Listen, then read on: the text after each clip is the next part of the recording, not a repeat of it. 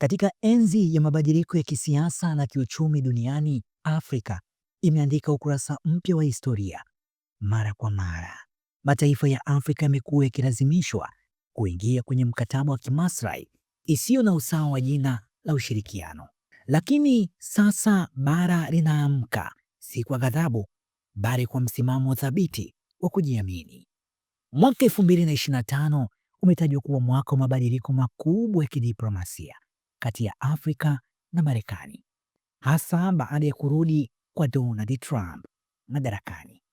Kwa nia ya kurejesha ushawishi wa Marekani barani Afrika, serikali yake ilianzisha kampeni ya kutoa msaada wa kifedha, ushirikiano wa kijeshi na mikataba ya kiteknolojia kwa mataifa kadhaa ya Afrika. Lakini tofauti na nyakati za nyuma, safari hii Afrika haikukubali.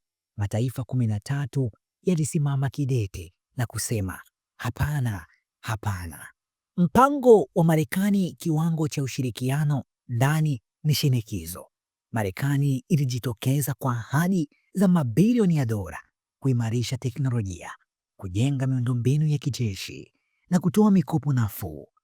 Lakini nyuma ya pazia, mataifa haya yaliwekewa masharti mazito. Mosi, kukataa uhusiano na China, kukabidhi rasilimali muhimu kwa makampuni ya Marekani, kuunga mkono sera za kigeni za Kimarekani hata pale zinapokinzana na msimamo wa wananchi. Haya yalionekana si usaidizi, bali ni mkakati wa ukoloni mamboleo, kutumia misaada kuingilia mamlaka ya mataifa huru. Na hapa tutizame Uganda. Wao walijibu kwa kusema uhuru wetu hauuzwi kwa nyaya wala misimbo. Mwezi Februari 2025, Marekani ilitoa ofa ya msaada wa dola milioni 450 kwa Uganda ili kuboresha miundombinu yake ya kidijitali. Hata hivyo, ofa hiyo ilihusisha masharti tata.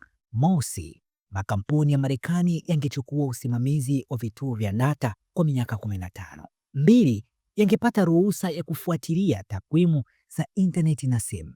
Lakini Uganda ilitakiwa kuondoa makampuni ya Wachina kama Huawei na ZTE. Rais Yoweri Museveni alikataa hadharani akisema, uhuru wetu si wa kujadiliwa, si kwa nyaya, si kwa misimbo. Zaidi ya wananchi 38,000 waliandamana wakipinga mkataba huo, wakiwa na mabango yaliyosomeka data yetu, taifa letu. Badala ya kulegeza kamba, Uganda ilisaini mkataba mpya wa dola bilioni 1.1 na Huawei na kuridhia mkataba wa Umoja wa Afrika kwa uhuru wa data. Marekani ilijibu kwa kugandisha msaada wa dola milioni 62 na kuondoa washauri wa kiteknolojia. Lakini kwa Waganda, msimamo ulikuwa tayari umewekwa. Taifa letu halijawahi kutawaliwa kwa misimbo na halitatawaliwa kwa seva. Na hapa tutizame Moroko, nao wakajibu.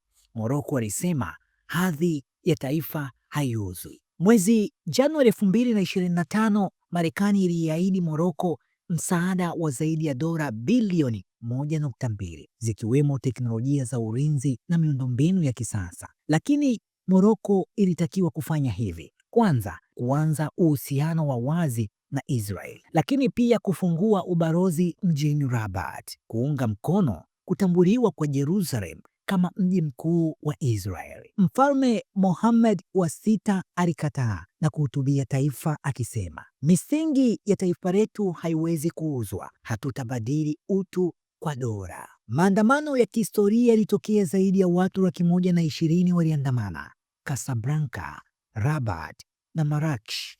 Mabango yalikuwa ni wazi: Palestina kwanza na Jerusalem haiuzwi. Marekani ilisitisha mkataba wa silaha wa dola milioni 400, lakini Moroko ilihitimisha mikataba mipya na Qatar na Uturuki. Utafiti wa Maghreb Research ulionyesha kuwa 87% walikataa uhusiano wa kulazimishwa, lakini 91% waliunga mkono msimamo wa mfalme. Na hapa ikatupeleka mpaka nchini Nigeria.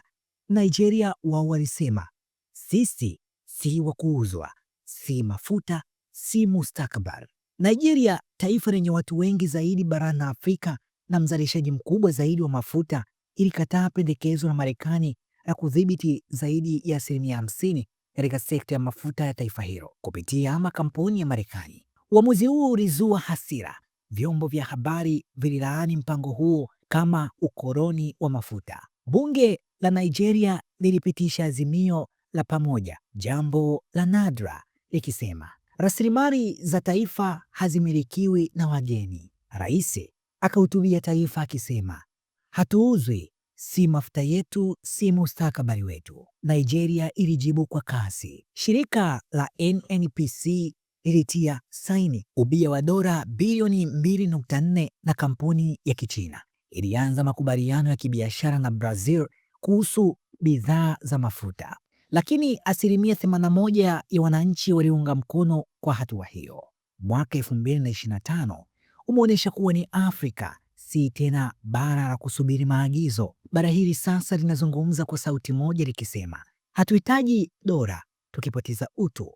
Hatutauza uhuru wetu kwa seva wala kwa pipa la mafuta. Hili ni somo kwa ulimwengu mzima, hasa kwa mataifa yenye nguvu. Afrika haikatai ushirikiano, bali ushirikiano wa heshima, usawa na kuheshimu mamlaka ya kitaifa.